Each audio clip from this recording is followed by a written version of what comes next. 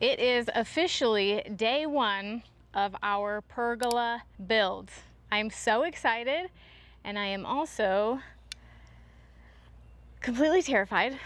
I've had plenty of time to think about this though, so I feel like I've kind of worked through most of the kinks, hopefully, in my head. Of course, other ones will come up, but I'm very excited. So let me show you what we've got going so far. So far we have painted the fastenings so that those will be a little bit more seamless. And then over here, we have our lumber. So I have 15 2x6x10 feet, and those will span across where my posts are. And then across the top perpendicular to that, we're gonna do some 2x2s/8s just to give it a little bit more shade, but I'm not going for a ton of shade. Mostly what I want here is to give a little bit of shade, but also give my vine that I have, it's called a creeping fig, or a creeping ficus, and I absolutely love it. I can't remember if it's fig or ficus, but this vine is like my pride and joy. I think I planted it 4 years ago and I love it so much. It's so beautiful, but it needs more shade than what I have out here right now. We did have a tin roof over this, and the tin roof just made our kitchen so dark, and I was so tired of doing dishes in the dark. And I finally convinced my husband that I will build a pergola and it's going to be gorgeous. So that is what we're going to do over the next couple of days. I have debated whether or not to paint the lumber or to go ahead and stain it, and I've decided to stain it because I want to warm this space up a little bit. We are going to be painting all the black trim out here a nice, beautiful Parisian taupe color to warm it up and to give less contrast, kind of soften the space a little bit. And so I want to add some more warm tones versus adding more white. So we're going to stain it and seal it really well.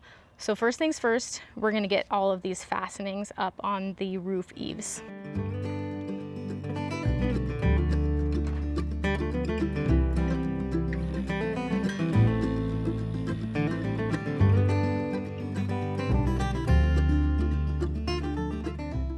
Once all the hardware was up, I started cutting the decorative rafter tails. This is one of those details that is completely optional, but I love how much character it adds. It did take forever to do all 15 cuts on each piece of wood, but I am so glad I did it because I love how it turned out. Okay, 8 of those decorative cuts down. 7 more to go. But then after that, I'm going to start staining. So wish me luck. This is all, I'm just trying to take this one step at a time. It's all a process. Good morning. It is the very early morning of day 2. And we got a ton done yesterday, which I am very happy about, but I am absolutely exhausted. I might need another cup of coffee. So today we are staining all of the wood.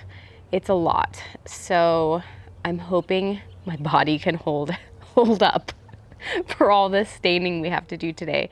So that's what we're going to be doing pretty much all day. I don't think we're going to be doing much of anything else. Last night I hung up all of the outer hangers. Well, almost all. I've got 5 more I have to do out here.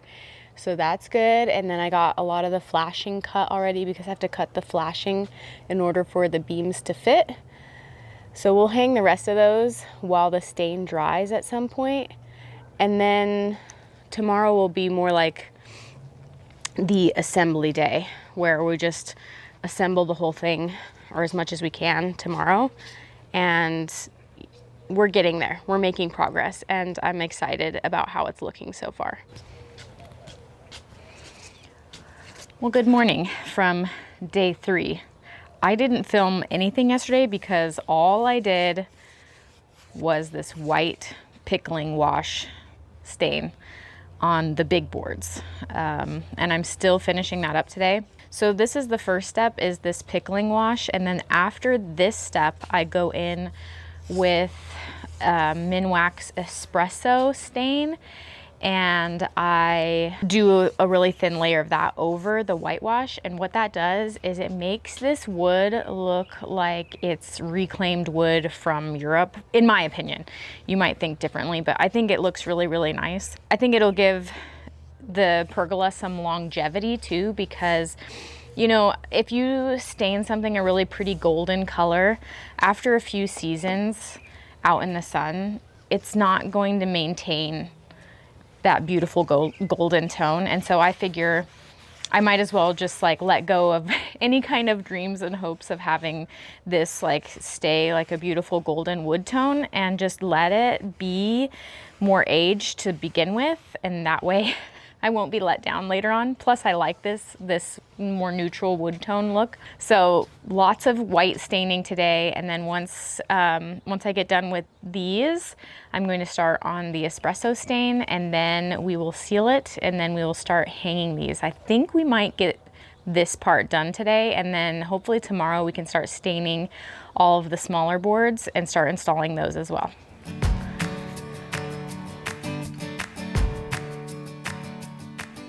I ended up doing all of the assembly of the pergola by myself in this one day, essentially just putting up all of the rafters here. I was so motivated to get it done. I just got it all done in one day by propping it up onto one side and then climbing the ladder and fastening it. But I was so excited by how good it was looking. I just wanted to get it all done.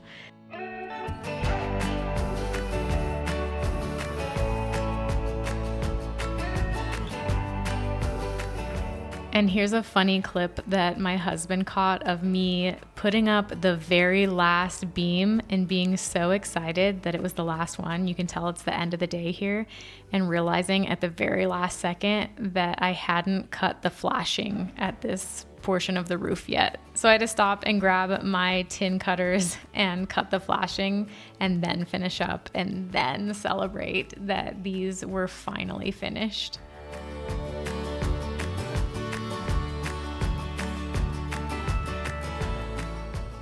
With the rafters finally finished and installed, I was originally planning on jumping right into the smaller cross pieces, but after spending so many hours staining wood, I was officially over it, so I decided to start tackling another part of this makeover.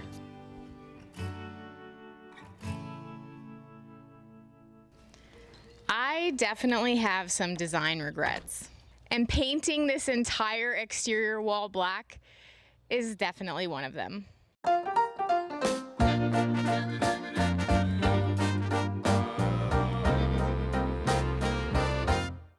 Over the last couple of years, my style has shifted a lot, and I wanted this space to feel warmer, softer, and honestly, I just want it to look less modern.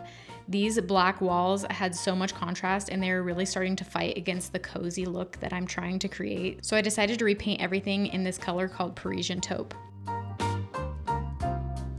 I will be honest, I was so nervous that I wasn't going to like it, and painting over black is truly a commitment. And once I started painting over it, I kept wondering if I was making a huge mistake.